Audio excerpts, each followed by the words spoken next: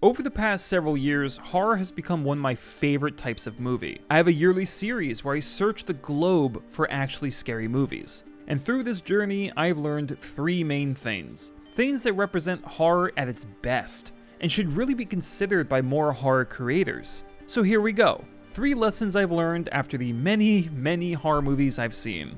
And of course, comment with your own and subscribe to support the channel. Keep horror weird. Fear of the unknown is one of those statements spoken so much, it almost loses meaning. But I'm here to re-emphasize it. The same knee-jerk jump scares won't linger in the viewer's mind. No one will ever remember that stupid moment from Creep, except to make fun of it. Because I'm here. Hi! Oh, I'm sorry. The same annoying characters and stupid decisions will become predictable. You have to show the audience something they haven't seen, or at the very least, show them something familiar in an unfamiliar way.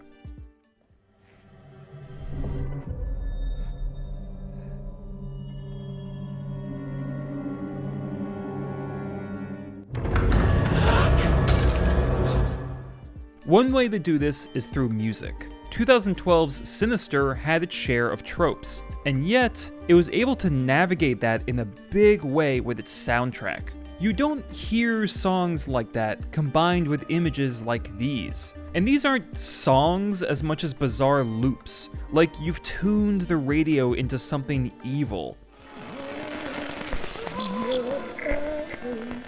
We listen, and we know it's bad, but it's a different kind of bad. Something uncomfortable, something uncanny.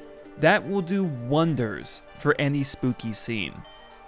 While I'm chatting about music, I have to shout out both Under the Skin and Midsommar. Under the Skin focuses on an alien force, and brings out the scariest aspects of not knowing, of mystery. And so composer Mica Levi utilizes strings to create the strangest, most unsettling harmonies I've ever heard. As a, human, how do you write music to represent something alien? You do it by stretching boundaries. And of course, Midsommar, for most of its runtime, features this bright, pastoral waltz of a soundtrack that is all just slightly off. It gives the plot a sick kind of quality to it, as if you've stepped into a scene that you shouldn't be witnessing. I know Midsommar is as polarizing as Sniper Wolf is sociopathic, but it uses music to enhance the horror in a way practically untouched by other films.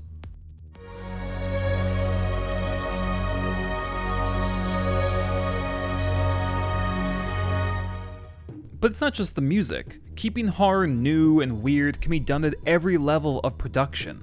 In its pacing, like the montage from Talk to Me, which added much needed energy into your everyday possession scene. In its visuals, like the work by Panos Cosmatos, who makes his films feel like they're from another world entirely. Incantation brought interactivity and well-earned drama into found footage. All of these movies, whether they scared me or not, made a deep impression on me because they were bold, they took risks, and offered some actual imagination. Horror at its best is immersive.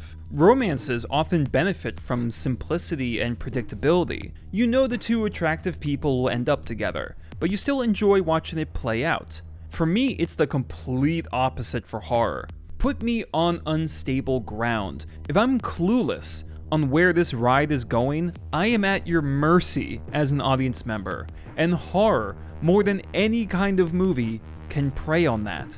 It's the creative choices, as large as a full scene and as small as a prop, that make horror that much more effective.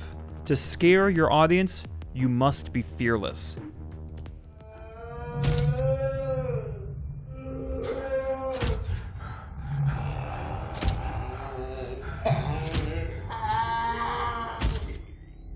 Acting in horror is underrated. And I don't just mean by the Academy, although, dear lord, Lady Gaga and Melissa McCartney get nominated, but Toni Collette in Hereditary doesn't? But you can't take responsibility for anything! So now I can't accept. And I can't forgive. The more horror films I watch, the more I've come to appreciate how much the plot and the scares themselves are anchored by the performances. And conversely, how a weak performance can completely suck all the potential out of a scare. It's the worst when an actor or actress comes across like they're being overly careful, like they just trotted out from some modeling agency conveyor belt and read the lines, without giving us the sense that they've let themselves be vulnerable. You have to go to dark places sometimes as a performer. If someone doesn't seem scared, why should I be? Okay, granted, bad acting can be entertaining in a schlocky late-night rental sort of way. However, this really doesn't work for a movie you're supposed to take seriously. Behind you.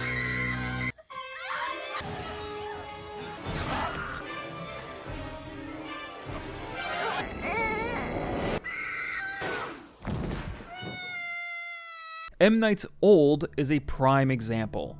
Every actor is delivering their lines as if they've crushed and snorted 3 Dramamine between takes. And then Alex Wolff shows up and goes, "Brrrr," for what feels like an hour. By comparison, this looks like overacting. It creates such an inconsistent tone, and only makes the experience even more baffling and dumb.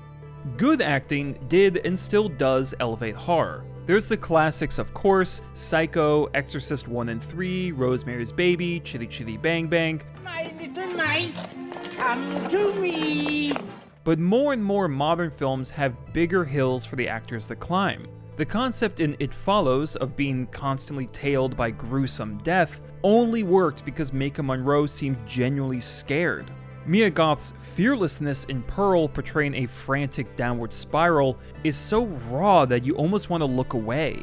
Bill Skarsgård taps into such depravity in It that the CGI seemed to hold him back, if anything.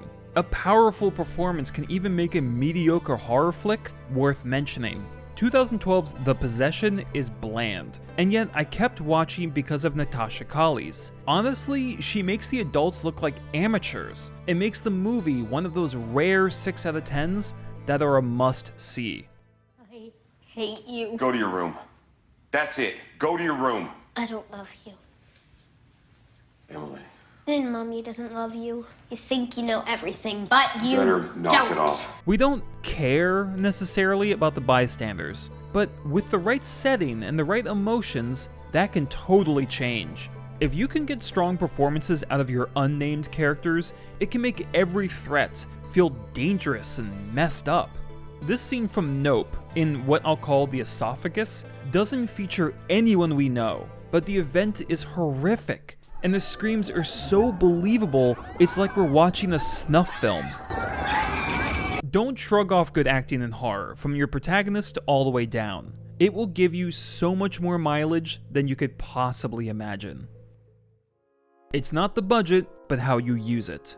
If you have to crowdfund to produce your work, then every decision, both in script and on set, is going to have even more importance. But there's a reason so many directors start with horror, and especially these days, horror shorts. You can focus on a single concept or creature or vibe, and if it's innovative and or creepy enough, you can find an audience for it. You just have to be aware of your budget and use it wisely.